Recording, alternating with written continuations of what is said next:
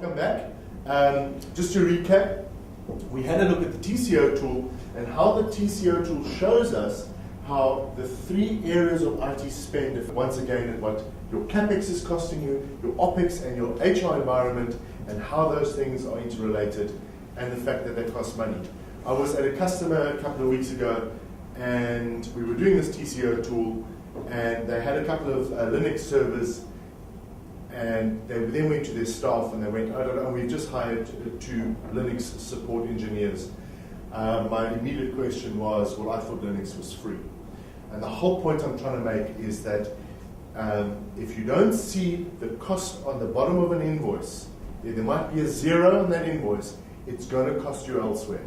Nothing in life is free, and all we're trying to do and show the customer is that when you're paying for something, there is a value that you're going to get for this expense, and we're going to help you from a Microsoft perspective mitigate risk as well.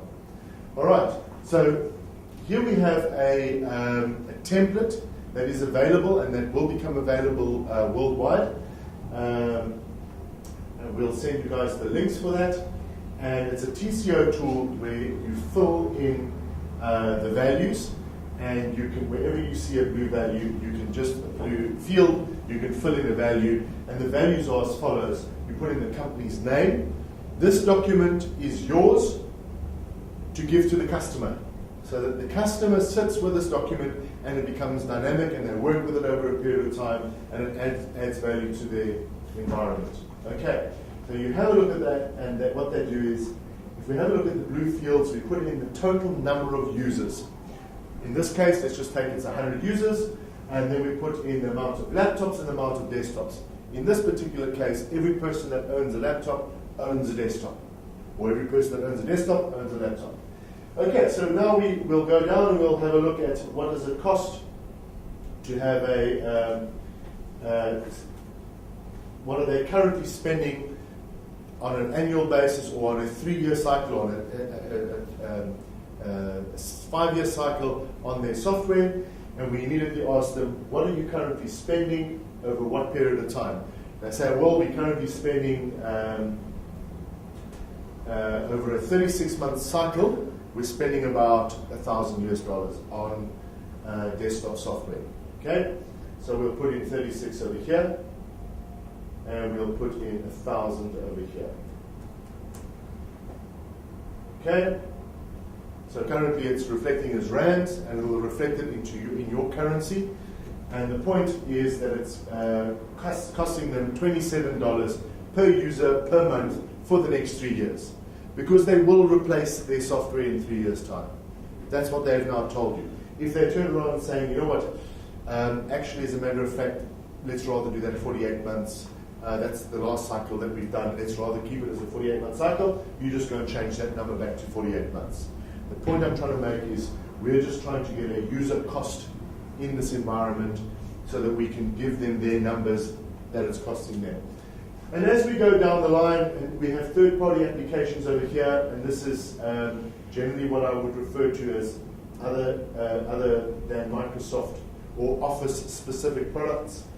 And they can put in the details over here. What is the application called? What is the cost of that application? And this is generally a number which is a value that they're spending over a period. So if it's going to cost them to buy AutoCAD $15,000 for a 3-year cycle, you put in your $15,000. We're going to populate the apps for you over here, third-party apps, for $200,000, and that's over a period of 60 months divided by 100 users, works back down to $33 per user per month.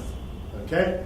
This particular field has a formula which divides it by the period of time and by the amount of users. We go down as well, we do this whole exercise, and as we go down, we populate it, we then get to the full value, okay, as we discussed earlier on. This tool, as I said, will become available to you.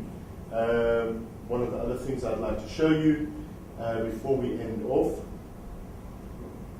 is to to another option within an environment, or what is available. So, to give you an idea, when you sell a license, and this is always key for the financial people, it is very, very difficult to compare apples with apples type discussion. So, when you're offering a license versus a license with software assurance, you can easily compare the two by saying, well, the one costs more and you're getting X amount of value. Most customers out there, whatever you're showing them, will always compare it with a license, because that's how they've purchased it in the past. Being it a COEM license, or being it an open license, just L, I'm going to refer to that value as being 1. So if I have to buy 150 office licenses, it's 150 of 1. So 1 being 100% of something. If you were to compare an L with what is available in an OVS agreement, and if you qualify for up-to-date discount in an OVS agreement, and you can have a look what if your customer qualifies, and we can go through that detail if necessary. But in year 1, your entry point into a volume licensing agreement is not 100%. It's not you have to buy 150 times license. You're buying 150 of 16.73%. In other words, to get into an OVS agreement is going to cost you about 33.5% of a license. With up-to-date discount, you get a 50% discount on your initial year of purchase. That reduces that value by even further. If we take it back into a dollar terminology, if it's going to cost your customer $100,000 to purchase their licenses on their desktops for their office, and they do not qualify for up-to-date discount, instead of needing to spend $100,000 on whatever licenses, they can have an entry point of $33,500. If they do qualify for up-to-date discount in year 1, their entry point into a volume licensing agreement is half of that, which works out to almost $17,000, or just under $17,000. That is huge for a customer that is staring a $100,000 expense in the face. Now all of a sudden, it is no longer a massive capital spike, but rather becomes an OPEX. So instead of having a $100,000 expense, they can rather use the difference between what that OPEX is costing them and what that CAPEX would have cost them to invest in their business. And this is why I ask the question, is cash flow of value to your organization? If they've answered yes, OVS is a route for them to go based on predictability and affordability, based on both values around cash. In year 2, that cost does go a bit higher, but at least we have predictability each and every year as it stays constant.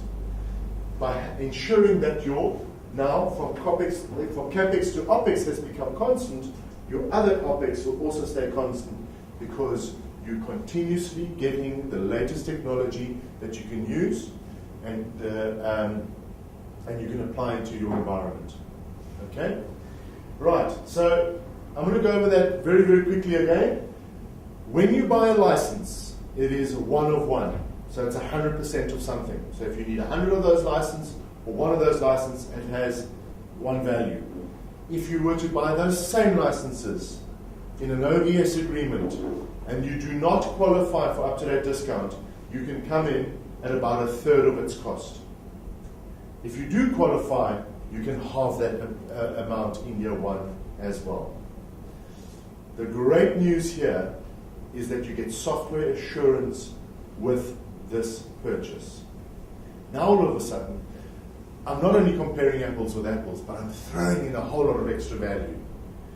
And usually when you say this to a customer, oh, and by the way, it comes with software assurance, the deal is almost closed. Because what they've done in their mind is they're saying, well, why am I getting so much for so little? If I'm going to be spending that money anyway, $100,000, but I can get in with under $17,000, what's the catch? And then you still tell them they're getting software assurance with it. It almost sounds like one of those daytime commercials, and that's not all.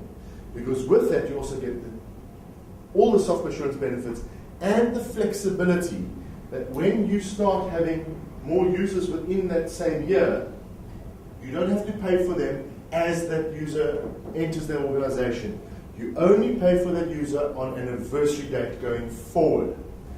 And that's very, very important to understand that, because most of the licensing agreements insist that you pay going back as well.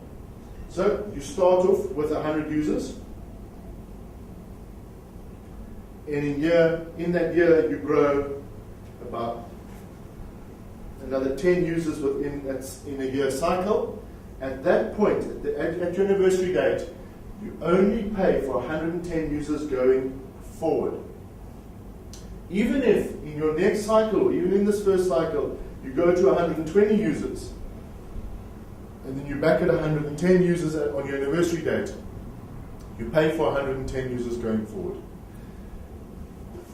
The same applies that if you are on your second anniversary date at 80 users, you pay for 80 users going forward. And that's what we refer to the flexibility, is that it can suit your environment if you're in a growing phase, or if you're in a selling off phase, or if you are just stagnant in terms of numbers. It can suit your environment and can benefit your environment.